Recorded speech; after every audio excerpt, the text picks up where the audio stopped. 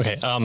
This next question, I want you to speak to three different types of people, and I'll give you all of them, and we'll hit back through all of them. And so if you need us to remove your video so that you can be even more forthcoming, this is what, I'm the editor, so you can do that. So we want you to speak to these types of people, whether it be in church or those who interact with students.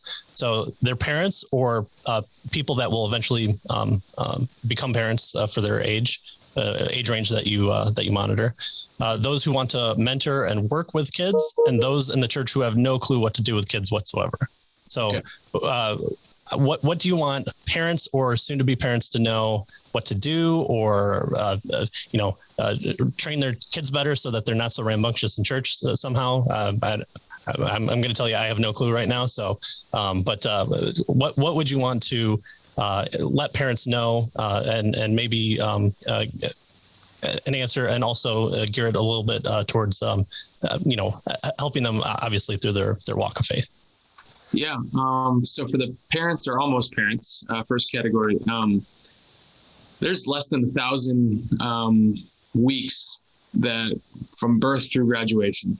That's less than 1,000 Saturdays that you can spend with your child, that you have opportunity to, less than 1,000 Sundays to get them in church. And I think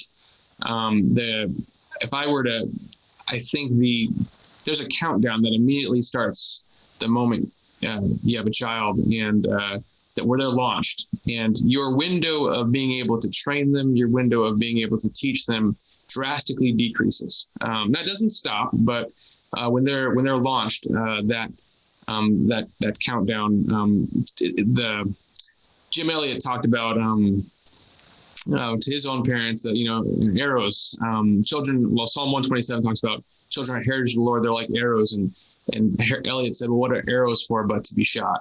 And so if your children are arrows to be launched, then what are you doing today to prepare for their launch? And so making the most of the time, I guess. I know it's kind of a cliche, I guess. Don't count the days, make the days count type of a thing. But you can't expect somebody else to teach your child the Bible. I mean, yes, there's the church, but don't rely fully on others, because eventually that responsibility falls primarily on the parent. And then as far as like a direction to take it, do you think teaching just the Bible, catechism, other perspectives? I mean, as far as maybe just where to start. I have no clue where to go other than bring them to Pastor McCoy and saying, please fix my kid. Obviously, that's not the direction that you want, but what are some kind of first steps that we can take? First steps. I guess it depends on age. I know this will be a shameless plug.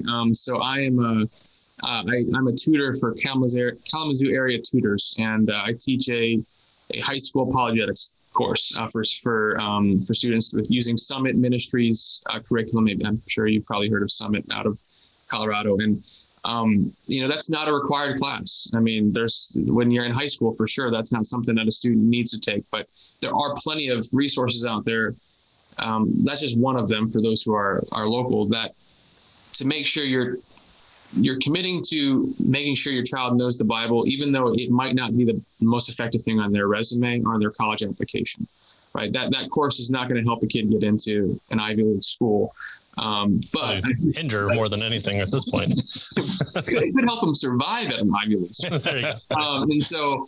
And I think, and that's just one, whether it's in with that, I guess first step is, I know I said you're the parents are the primary disciple makers, or the primary influence, but that doesn't mean they're the only. And I think getting them into church, I think, and that seems so simple, but again, a lot of times we look to sports and other things. Church is what we do when we're not doing anything else. And so committed to church these days is really, it's a commitment to be there when other things aren't scheduled on Sunday. And I'd say to change that a little bit. And step one is commit to teaching them yourself, commit to putting them in positions where other people could teach them, would be step two. So work. It's work. Yeah. You brought them into this world. Have them go through it well. Yeah.